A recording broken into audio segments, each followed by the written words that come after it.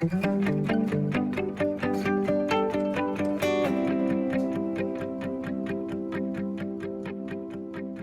was talking about an 8-year-old finishing or developing the parent ego state.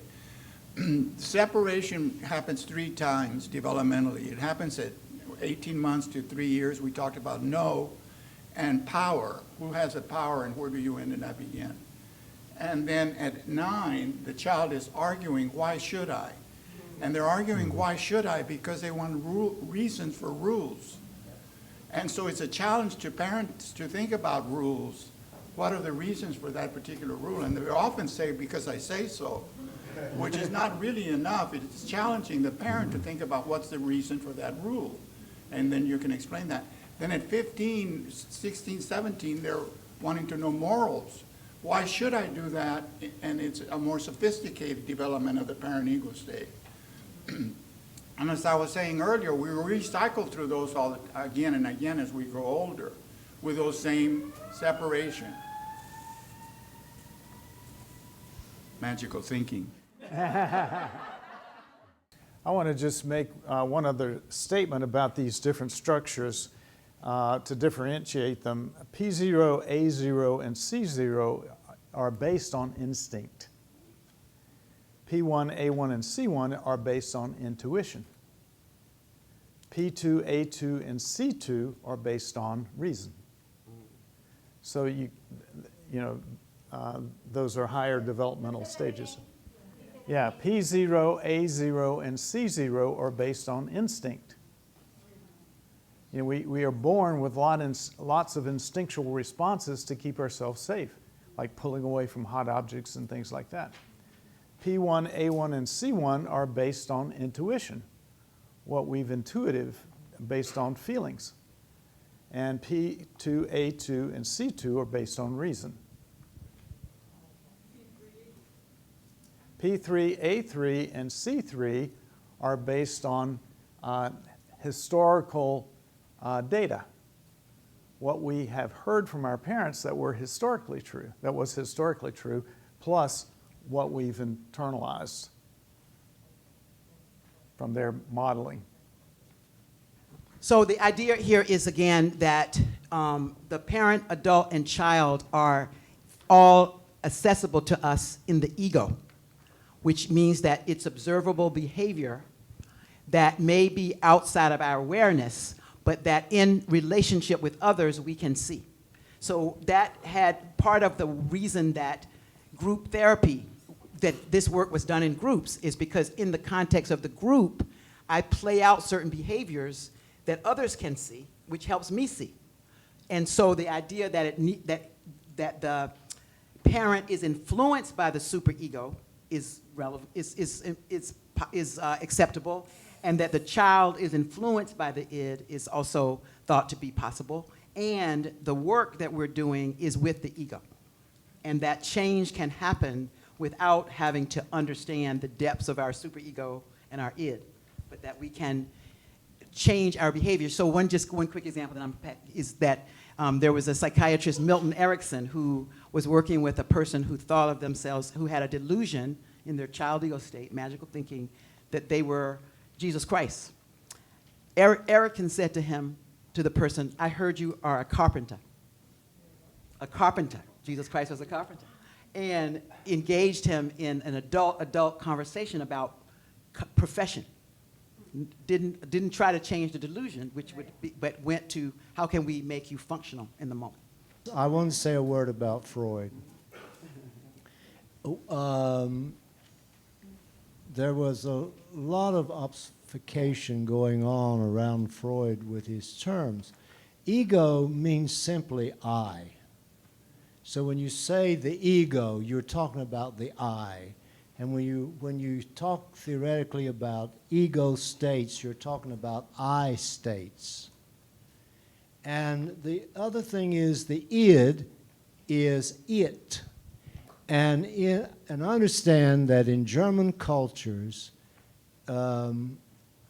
especially in Austria and Germany, the little child is called the it, and it's not derogatory at all. it's like saying the kid. So that we elevate this theory up to something really big, super ego, instead of talking about the super I, and the ego instead of just saying I, and the id, just it. So it would, I think it could help to bring these terms down to a more simple level. And by the way, Freud, in all of his profundity, was very simple. He dealt with complexity, but he could talk in simple terms. And I think it's important to see him as a precursor of great importance to any psychological theory today. I agree. So this piece about, we're talking about our sense of self. And I want to say what I know about this and invite you all to share what you're thinking about it. So the idea, as we were doing the initial exercise and we were talking about how someone might experience themselves both as in their adult self and or in their child self or in their judgmental self. We didn't talk, those are ways in which our sense of self moves. And so as I'm talking to you now, I'm in touch with my thinking and I'm in touch with my sense of power at feeling an excitement about sharing this information. So I'm having all of that happen as I'm being in this chair. And our sense of real self will be wherever our spontaneous energy is greatest. So I was saying to Van that as I'm recovering from this experience physically, I'm often aware of holding my energy being still, right? Not spontaneous. So I'm just being still. And then when I get up to move to get onto this walker, I start to feel a different kind of energy. And then when I actually start pushing the walker, I feel that spontaneous energy, right? So that's another way. So and our sense of our real self will be wherever the spontaneous interest is greatest, and it may be different from the part of us that is in charge of what we are doing. So in all of that, I'm teaching this, right? So, but sometimes my energy is in very different places. Does that make sense? So that's, yeah. The bound energy is basically potential energy. Burns' analogy is a monkey is sitting in the tree, and as long as the monkey just sits there and doesn't move, he has bound energy. If he falls out of the tree, that's unbound. If he jumps to a particular spot on another limb, that's a free spontaneous energy being released. And our sense of self will be wherever we have the greatest amount of spontaneous energy. The part of us that is in charge of what we're doing is where the total amount of unbound plus free energy is greatest.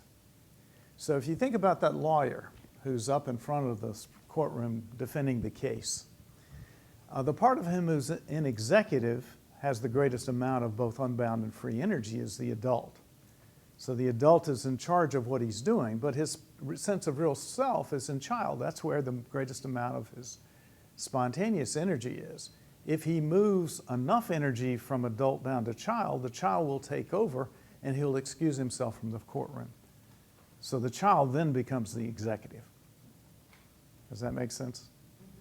So the executive is whatever ego state is really in charge of what we're doing. So in my case, the executive is the part of me that made a decision to come and do this session. Even as I could have my bound energy, I've been sitting since June 17th pretty much. And so I've been not in a physical sense moving much, except for ADLs, activities of daily living.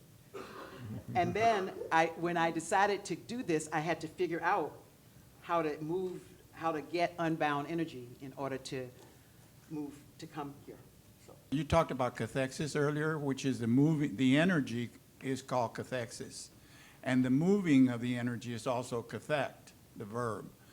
And so as using transactional analysis in all settings of application, we talked about moving that energy. cathecting your adult ego state in terms of I think we do that a lot, that I may feel overwhelmingly in my child, but I put energy into cathecting my adult because I'm in this setting and I don't want to start crying, although sometimes I don't succeed. And sometimes people will do something, a certain action, and they will say, I don't know why I did that. That's not really me. It's because the spontaneous energy plus the unbound energy was greatest in that ego state. So they acted in a way that was different from where the greatest amount of spontaneous energy might be, which they were identifying as their real self. So it's just a way of explaining why people experience things like that. I'm wondering if this is just referring to physical energy. So I'm thinking about like school settings and like intellectual energy, and like we're like encouraged, and we encourage students and like even each other in this setting to like sit and do the bound energy thing. Mm-hmm. But there's like the potential for us to take it to 2 and 3. And I'm also thinking about, I'm like jumping to the like, what is the purpose of like organizing people a certain way? So like in schools in particular, you need the control part. I'm putting air quotes over that. You need like you need to have children in the bound energy state to be able to get through stuff, survive stuff. Maybe that's tied to scripts. So I guess I'm wondering like, what's the purpose of some of it? And if I'm reading too much into it, let me know. What I was thinking about was something that, it made me think of something that I think we forgot, which is that we talked about earlier in the structural analysis piece about the free child and the adapted child. And what we didn't talk about was the function of the adapted child. One of the positive functions of the adapted child is to allow us to have, I don't know how this exactly relates to energy, but to have the psychic space to take in information, to learn new things. And that does take adapting our emotional energy to think, to allow us to think. So I thought about that when you spoke. Mm-hmm. And that, so it's not just physical, it is also psychological, would be my understanding. And I think the things that you were saying are very important for teachers to know, especially that kids need recess in order to be able to concentrate. You know, you need time to let off the spontaneous energy, have fun, and so forth, to renew your energy to be able to sit and think. I think energy is being used here as a metaphor. Mm-hmm. Because actually Eric Berne followed Freud in talking about psychic energy. Now, energy is a physics term. You've got the mathematics for it. Unfortunately, there is no mathematics for psychic energy. Nobody's ever seen it. Nobody knows what it is, because it's a metaphor. And I think it's important to always think metaphorically in the back of your head while you're talking about energy, just like in the classroom. I mean, I just want to say, with all the medication that's being given little children today, not just here, but in many parts of the world, medicating them, and can do it against their parents' wishes, in order to make them behave. It's not about learning in the sense of what we're going to teach the children, but it's about, and this, I guess, falls into that whole realm of cultural parenting. Mm-hmm. Schools have become, something that we all are sad about. But I think it's important to keep the metaphors and be aware that we're dealing with metaphors here. We're not dealing with anything other than that.